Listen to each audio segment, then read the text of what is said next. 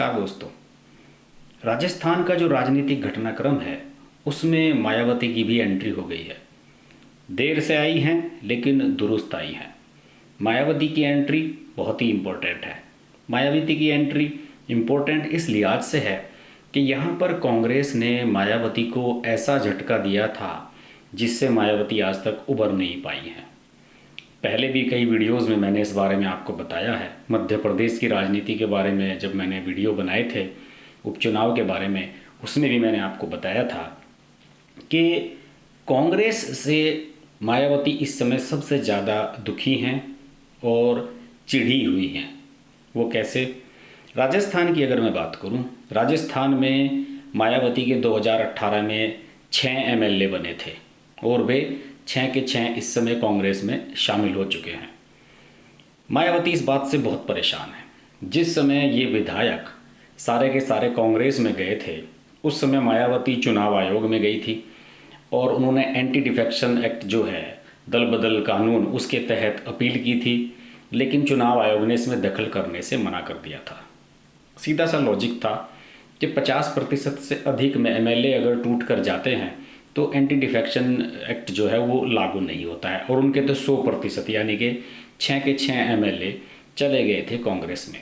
और तभी से मायावती कांग्रेस से खार खाए बैठी हैं। कोई भी मौका हो, राजस्थान का हो, गुजरात का हो, मध्य प्रदेश का हो, उत्तर प्रदेश का हो, हर मौके पर वो भले ही बीजेपी के सपोर्ट में आ जाए लेकिन कांग्रेस के खिलाफ ही खड़ी हुई नज़र आती हैं। अब राजस्थान का जो मामला है उसमें मायावती ने मांग की है कि यहाँ पर अशोक गहलोत की सरकार पहले भी खरीद फरोख्त करती रही है, अब भी खरीद फरोख्त कर रही है, और उसको तुरंत सस्पेंड करके यहाँ राष्ट्रपति शासन लगाया जाना चाहिए। पहली बार किसी राजनीतिक दल ने यह मांग उठाई है। बीजेपी ने भी मांग नहीं की है उसकी, और उन्होंने कलराज मिश्रा से मांग की है जो वहाँ के गवर्नर हैं कि यहाँ पर तुरंत राष्ट्रपति शासन लगा देना चाहिए। और यहाँ का माहौल, राजस्थान का राजनीतिक माहौल इस समय बुरी तरह से खराब हो चुका है। इसके अलावा मायावती ने मध्य प्रदेश में जो 24 सीटों के चुनाव होने हैं, उपचुनाव, वहाँ पर सभी सीटों पर प्रत्याशी उतारने का ऐलान किया हुआ है। और मायावती अगर वहाँ पे अपने प्रत्याशी उतारती है तो जितने भी दलित वोटर हैं वो निश्चित रूप से मायावती की तरफ जाएंगे। अच्छी खासी पहचान है यूपी से लगते हुए इलाकों में मायावती पार्टी की वहाँ।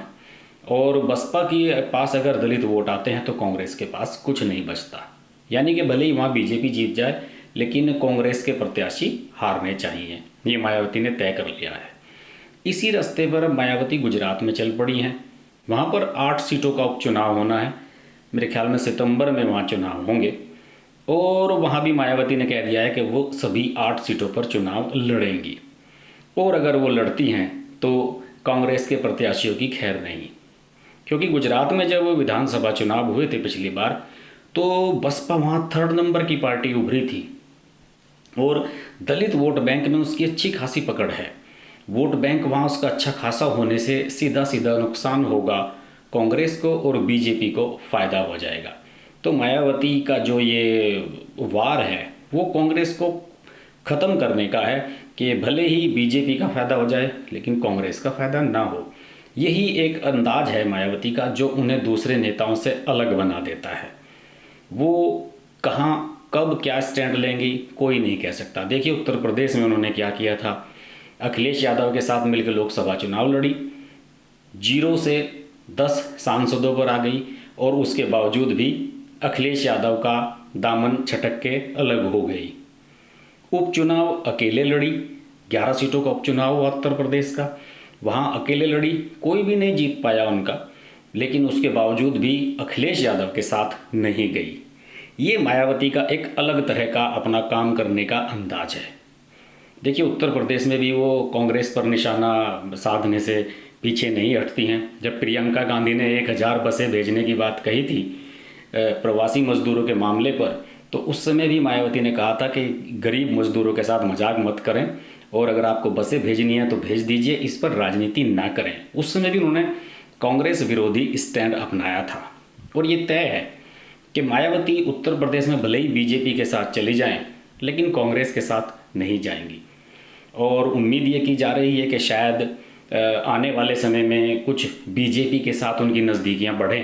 हालांकि मुझे नहीं लगता कि बीजेपी उन्हें अपने करीब लाएगी, खासतौर से उत्तर प्रदेश में, क्योंकि उत्तर प्रदेश में बीजेपी अकेले दम पर ही 300 सीटें जीतने में सफल रही थी, तो उसे किसी दूसरे दल की ज़रूरत नहीं है। बहरहाल मायावती का जो राजस्थान को लेकर स्टैंड है वो निश्चित रूप से चौंकाने वाला है। और केवल स्टेट राजनीति की बात नहीं है, केंद्र की राजनीति की अगर बात करें तो चीन के मसले पर मायावती ने खुलकर नरेंद्र मोदी का सपोर्ट किया और कांग्रेस की आलोचना की कि जब देश का मामला हो तो आप प्लीज़ खामोश रहें और देश के प्रति ऐसी बातें मत करें जो दूसरे देशों में नकारात्मक संदेश जाए। मायावती कब क्या करेंगी कोई नहीं बता सकता, शायद मायावती खुद भी नहीं जानती, हमारी तो हैसियत क्या है। लेकिन मायावती पर लगातार हमारी नज़र बनी हुई है। मैंने कई वीडियोज़ उनके बनाए हैं। बसपा कैसे तैयारी कर रही है 2022 के उत्तर प्रदेश के विधानसभा चुनावों की, ये वीडियो भी आप देख सकते हैं। और प्ले लिस्ट में बसपा की अलग से कई वीडियो मौजूद हैं। देखते रहिए हर्ष की बात लाइव। नमस्कार। अगर आपको हमारी वीडियो पसंद आई तो वीडियो को लाइक करें, चैनल को सब्सक्राइब करें और नोटिफिकेशंस के लिए बेल आइकन को प्रेस करें।